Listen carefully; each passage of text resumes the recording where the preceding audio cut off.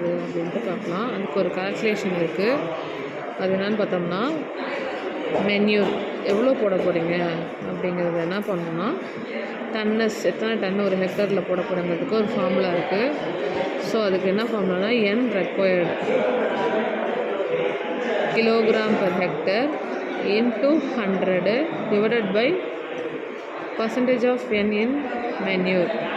ஓகேவா, நம்ம போட போகிற மென்யூரில் எவ்வளோ நைட்ரஜன் இருக்குது, நம்ம பிளான்ட்டுக்கு தேவையான நைட்ரஜன் எவ்வளவு அப்படின்ட்டு இங்கே கொடுக்க போகிறோம். அதை 100ஆல் மல்டிபிள் பண்ண போகிறோம். ஃபார் எக்ஸாம்பிள் இப்போ வந்து ரைஸ் ஃபீல்டு எடுத்துக்கலாம். ரைஸ் ஃபீல்டில் பார்த்தோம்னா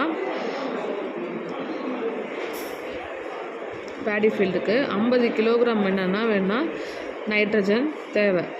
ஓகேவா, ஸோ அப்படிங்கும்போது நம்ம வந்து ஒரு ஃபார்மியர்ட் மென்யூர் எடுத்துக்கிறோம். ஓகேவா, ஸோ இந்த ஃபார்மியர்ட் மென்யூரை வந்துட்டு எவ்வளோ கேஜி அப்ளை பண்ணணும் நமக்கு தெரியாது.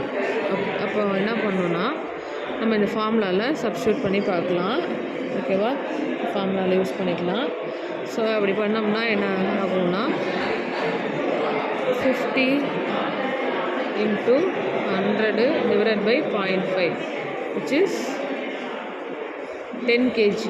ஓகேவா, 10 kg per hectare. So 10 tons, 10 tons per hectare. So இந்த அளவு தான் வரும். ஸோ 10 tons எடுத்துகிட்டு நம்ம என்ன பண்ணலாம்னா, 10 tons எடுத்து ஒரு ஹெக்டருக்கு நம்ம அப்ளை பண்ணணும் FIM. ஸோ இதான் அந்த ஃபார்முலா.